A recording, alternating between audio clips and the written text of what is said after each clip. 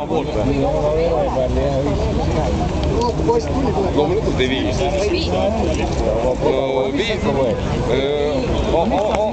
Aastal 18-19 olid Eesti vennad olid sirge seljaga ja andsid kina koertele. Me vaatame.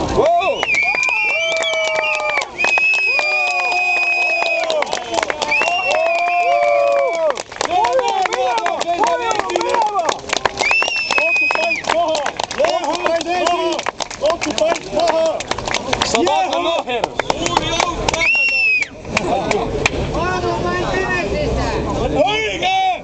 Emeksisse! Kuusakoski grupp! Kui ta oleks seal samas okupatsioonide muuseumis, kellelgi ei oleks nagu mingit probleemi sellest. Aga see, et see kuradi Sõrme nüüd läks siin, kujuta ette, Eesti Vabariigi teise iseseisvuse esimene president Lennart Meri tuli sealt kirikust välja, veeti katafalgi peal välja ja ta veeti selle kuradi pasa eest veeti läbi. Põhimõtteliselt surnud peast inimene pidi kummardama selle kuradi pasa eest.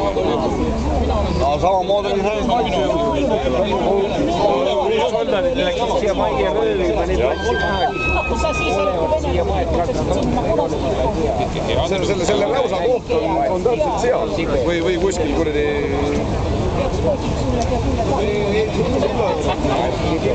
Seda vaatame.